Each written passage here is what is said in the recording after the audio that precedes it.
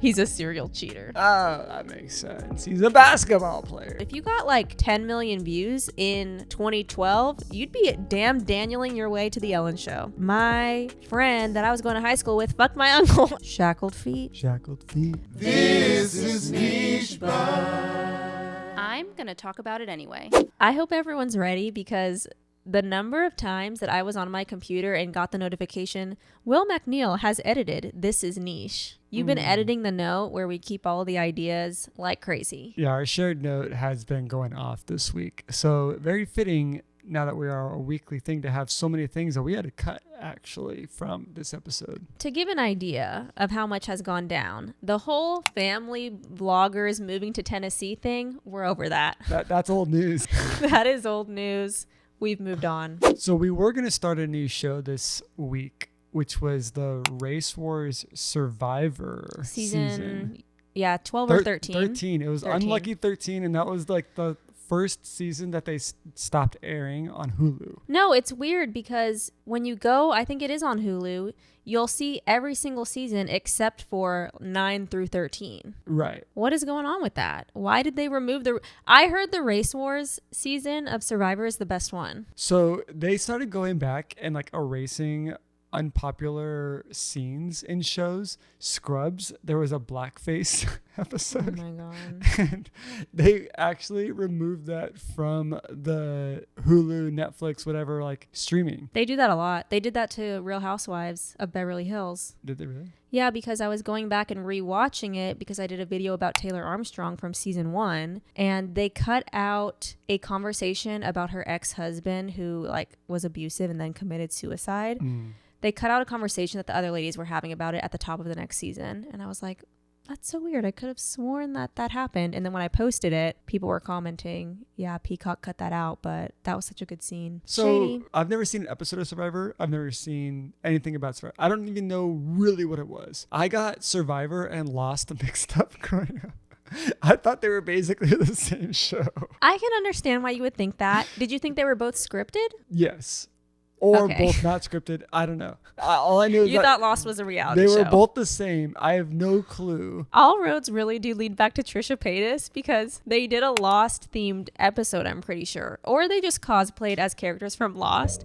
And she was the guy in the tropical shirt with the long I have curly no idea. brown hair. Okay. I thought you might have watched I've never it. seen Lost either. Oh, you've never seen either of them. I think Okay. I should watch Lost because it's one of the shows that everyone talks about, like the ending. Yeah. But I vaguely know what the ending is. There is someone who sorted the entire series of Lost into chronological order because it's a lot of flashbacks, flash forwards. So we could try that. So when we couldn't find Survivor, we decided to go to the next best thing. Married at First Sight, which is arguably the worst reality show in existence. Season 9. Season 9 because You it had a picked that basketball one out. player. And I thought you might know him, but turns out. Yeah. But what I find really interesting about Married at First Sight is that number one, I have a hard time watching it because my attention span goes because it's a lot of fluff. If Tons of someone fluff. could do what they did with Lost and put it all in order and just put the relevant parts of Married at First Sight together. Kind of like what they do with 90 Day Fiancé, where Exactly. they keep just one couple the whole way through. Yeah, if they could do that and cut out the useless bullshit commentary of Married at First Sight, that would be great. I think the issue is that Married at First Sight is trying to be a legitimately like kind of good reality show, whereas they should be leaning into the chaos that is 90 Day Fiancé. If they actually leaned into the crazy, then they wouldn't alienate people like you. They're trying to get people who like Love is Blind to watch Married at First Sight. But even Love is Blind has better and more regular drama. I guess that's true. Married at First Sight is just so horribly done. It's so predictable. Also, Iris talking to what's-his-face's mom at the wedding. Iris is a virgin who's saving herself for marriage and yet came on Married at First Sight. But they basically produced this conversation between Iris and her new mother-in-law about how she's wearing a white dress, not a cream, not an ivory, a white dress. And that means that she's a virgin. And then they planted the mom talking to him like, do you know what a white dress means? But it wasn't even that. It was the producers arranging the mother-in-law and Iris to talk. And then the mother-in-law saying, a white dress. Is there something else behind that.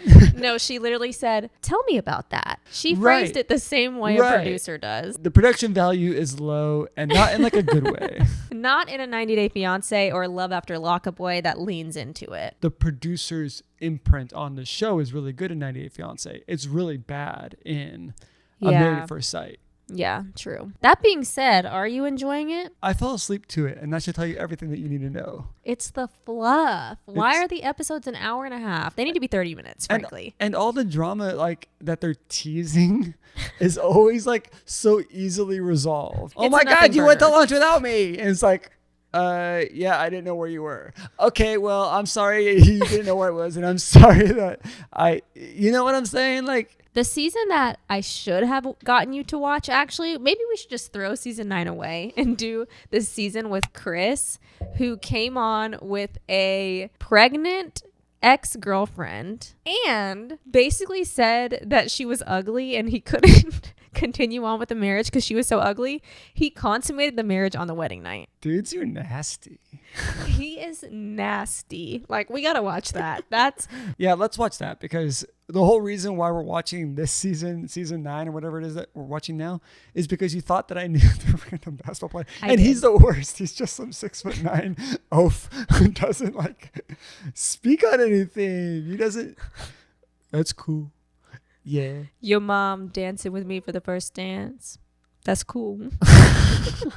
But doesn't even say it with like an inflection. It's, that's cool. It heats up with him, though, because he's a cheater. He's a serial cheater. Oh, that makes sense. He's a basketball player. Right. Update on our favorite show, though, Traitors. Have you seen what's floating around about the only traitor left? Yes, I have seen 2 things floating around. The first, that she convinced faithfuls that she wasn't a traitor because she was swearing on her grandkids. I did hear that, because people were saying that she said that multiple times in front of camera, meaning that she was ready for that to be aired. That's a crazy thing to put on. The show's not that serious. It's not that serious, but at the same time, this is how you know that people aren't from Big Brother or Survivor, because they believe that and they don't see that as part of the game. Big Brother players are ruthless. I just feel like this is stepping so much more into that space where we're just watching her cry and sob like so unnecessarily. Oh my God. And then if you add in swearing on your grandkids, you put that on television, and she is doing the most. She is doing the most, because why was she shaking on the floor crying after Carolyn went home? Yeah, she was like literally traumatized. I would be suspicious of her because of that. Maybe I'm tainted, but she's not even like acting well. She's even, like, doing it but I well. think it's because we know. But the other thing with Danielle, that she broke her NDA to tell Brittany that she's a traitor and she was going to try and recruit her. That changes everything. See, if she did that, that's bad. That's bad on both parts, Brittany and Danielle. And it's bad on the game and the integrity of the game as a whole. I think they're going to get her out very quickly, especially now that she has recruited Brittany. It's so obvious. And you know what? I don't care. I hope it happens. I don't like Danielle. Did you watch Bhad Bhabie's music video for Miss Whitman? I didn't even know it was actually out. All I know is that I heard rumors that she got a Travis Barker lookalike. She got a Travis Barker lookalike. It was so good. And I don't know who went live, but someone went live with a black screen and was playing a verse that Kanye West did. And now Kanye's saying that he did not do the verse and that it was AI. What account went live? The live was on Bhad Bhabie's account, but it was a blacked out screen, and Bhad Bhabie is saying that it wasn't her. She's saying, I was in bed by the time that live happened. Why is Kanye in the media? Why is he... The dude said he was a... Why is he still here? He is not a member of society at this moment, I don't feel. No, but she did sample his song, which is another dig. So I'm talking shit about you and your step family over a man's beat who you hate. Diabolical. How was the video? The video is absolutely iconic in every single way. It's just her twerking on the Travis Barker lookalike. The latest update is that Kanye's denying that he did a verse. Apparently, he talked to Alabama's dad and said, there's not going to be any trouble. Don't worry about it. And I think that there's a little bit of Kris Jenner magic behind all of this. I think she might be pulling the strings. You think she manufactured breaking into Bhad Bhabie's Instagram account, going live and sharing a recording just so that she could have the ability to pull Kanye as an element into this fight? When you put it like that, you make me sound like a psychotic person with like pictures and red strings on a wall. But it's not unlike nothing like what Kris Jenner could do. Here's the thing that the Kardashians do. They always pull the strings. There's fallout after the song. The Kardashians are mad at him and calling and saying, why the fuck would you let her sample that? Turns out he had done a verse. In his fuck the Kardashians mindset, when he gave her the sample, he was like, fuck it, I'll do a verse. I'll do a remix. I think he caught wind of the tea at some point. I don't know what he knows. I could not even begin to guess how online he is and what he is actually like seeing happen. If he doesn't know, though, someone would tell him. Maybe. This also goes back to Bhad Bhabie removing the Kardashian line from her song, like off of TikTok or something like that. So I think that was a different sound. She didn't remove it from the music video. Okay. Because I was wondering if Kris Jenner had her handprint say, take it off here. I'll give it back to you for a music video. And I might throw in some extra drama, maybe Kanye, so that you could bring this to the next level. I could absolutely see that happening. And then it starts backfiring against the Kardashians, and they're getting more and more hate. Ergo, Mason Disick getting on his spam account, quote unquote, and admitting to having a child. Why does a 15-year-old have a spam account? These Mason Disick spam accounts actually have been popping up a lot and spilling all sorts of tea. He's like gone live and stuff and spilled tea. But I remember on the Kardashians show, Mason had told North, this is some tea. North, you have to be really careful about like posting on TikTok and being on social media when you're young, because a couple years ago when I was younger, I messed around on social media and it caused a lot of trouble because he had gotten on his spam account and basically started spilling tea about Courtney and stuff. So he's had spam accounts. So he had a spam account. Now he is cautious. Why would he create another spam account and spill the beans on this? It's not adding up. I think it is a red herring. I just know that Kris Jenner is a public relations marketing queen. Mm-hmm. She knows how to plant a story. I think it got out of hand. The Mason Disick thing is not real. I would say I'm 95% certain that Mason Disick does not have a child. This has to all be intertwined. Yes. I believe that with my whole chest. You did not grow up watching Boy Meets World. No, I did not. I was not a Disney person. I was a Nickelodeon girl. Boy Meets World, I literally grew up on. I grew up on Mr. Feeney, the next door neighbor, teacher at the school. I know Mr. With all Feeney. all the wisdom. It was very instrumental in my upbringing. I wouldn't say I got a ton of like how to navigate boyhood into adulthood from that show, but what I did get was a lot of like, this is how you kind of be a good person. Here's what you know, how to be nice, how to help people who maybe need help more than you do. It was giving after school special. Very after school special. Mm-hmm. So apparently there's a podcast with Topanga, the main character, and they have Pod Meets World. So classic rewatch show, bring in the guests from that episode. Ned's talk about Declassified School Survival Guide could never. So the podcast is Topanga, i.e. Danielle Fishel, and a couple other guys who were like there, but not the main Corey. But I only tuned in because this drama hit my algorithm, right? So I listened to the 1:45-minute episode in which it has a trigger warning before listening. So this was an interview with Maitland Ward, who like comes in season 6, is like in a love triangle with two of the main guys, and like, you know, she's the sexy dime piece. But apparently the drama, simply put, is that Maitland Ward was unfriended by Danielle Fishel on Facebook, whether knowingly, unknowingly, a glitch in the system or not, which has happened to me before, so I do believe it can happen. Danielle Fishel gets married. Maitland Ward sends a message to Danielle saying, you know, congratulations and this whole nice thing. Never responds because it's lost in the, you know, requests or whatever. And she just does not check Facebook to, you know, look for that. So in the process of inviting her onto this show, Danielle was like, oh my God, so-and-so told me that you're kind of mad at me about all this stuff. Let's talk it out before we get on the show and try and figure out what's going on and sort it. And Maitland was like, no,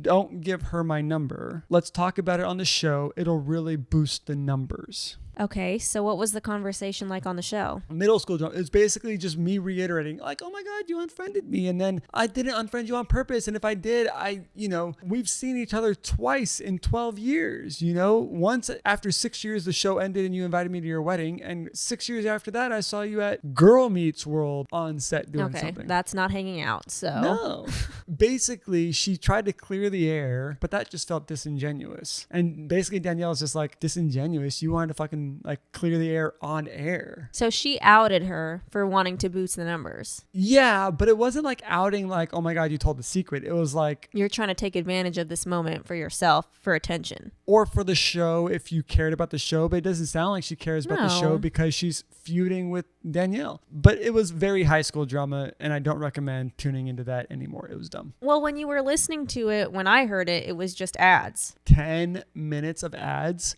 every 25 minutes. It was an hour and 45 minutes because there were, no joke, 40 minutes of ads on that. Honestly, they might have noticed the drama starting to pick up and the numbers starting to pick up, and they might have sold extra ad spots and then inserted them afterwards. It pissed me off so bad. I will never go back and watch because that's a shit experience. Yeah, I hate podcasts that do that. Michelle Trachtenberg sadly passed away at like she's the main girl from Eurotrip. Boys doing boy things and searching I've love seen and American Pie. Exactly. It was the American Pie, the next American Pie thing, except there's only one. It was pivotal to my childhood. Pivotal to my childhood was Harriet the Spy. She just had such a great imagination and would get into all of these situations. I loved it. It came on one of those orange Nickelodeon VHSs. I love that. It's really sad. She's only 39. I think the belief is that she had issues with like a liver transplant that she had a couple years ago and it like turned sour. That's it's horrible. Really sad. Yeah.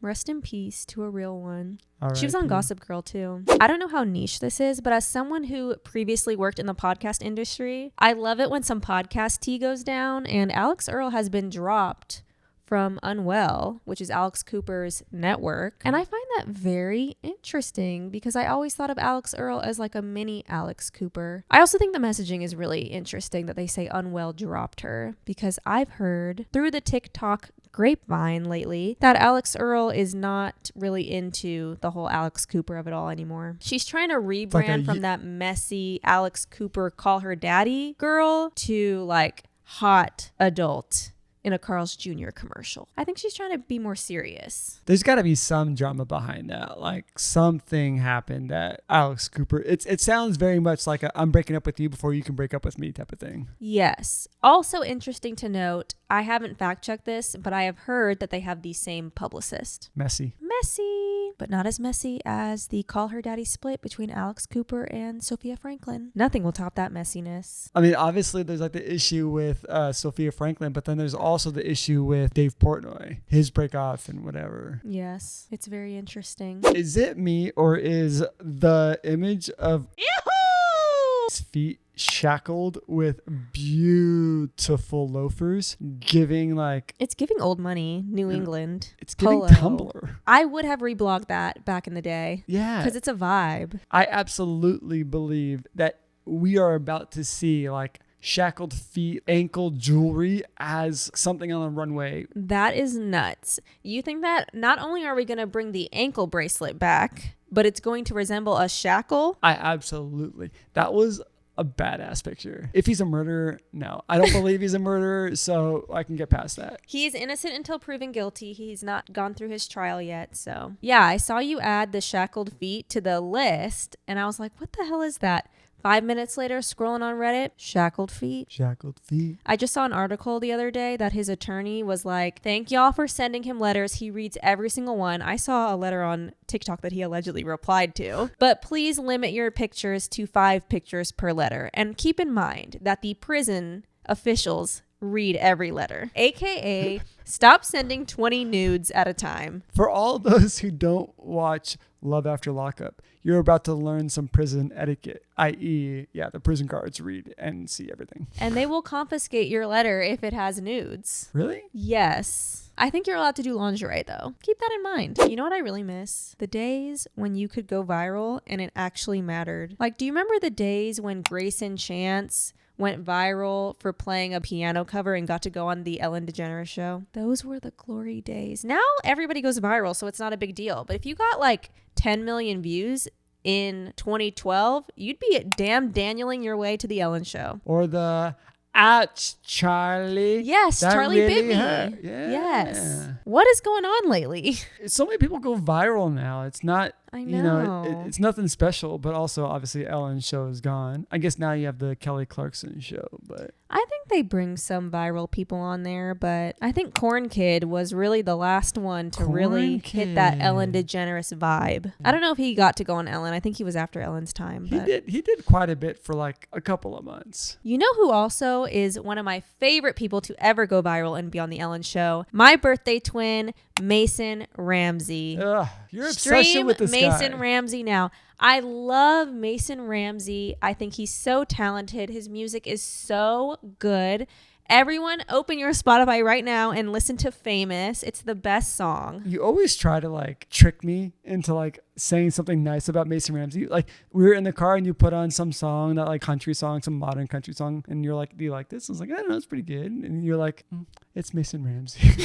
Everyone knows him as the yodeler from Walmart, and he is so much more than that. He has grown into a fine young man. I think he's like 16 or 17 now. He's killing it. You've also got the hide your kids, hide your wife. Yes. I don't know. I just wish that we had those people nowadays. I feel like it's just, it comes and goes so quick. Niche Lord of the Week has to go to Bethenny Frankel, former Real Housewife of New York, who posted on TikTok basically cussing out Lashify, a lash company, because she had posted a video about a competitor or a story or something. And Lashify got into her DMs and started saying, our competitor, we're currently in litigation with them for stealing our designs, and now you're getting yourself wrapped up in it too. You'll be hearing from our lawyers. And she was like, I'm sorry, number one, the products are not the same. I went with the competitor because the instructions were very easy to follow and I knew what was going on. With Lashify, y'all said you wanted me to go on a Zoom to speak with an educator to learn how to use it. Basically, she was saying, you think I get mad at everyone who makes a canned alcoholic beverage when Skinny Girl was the first company to do that? No.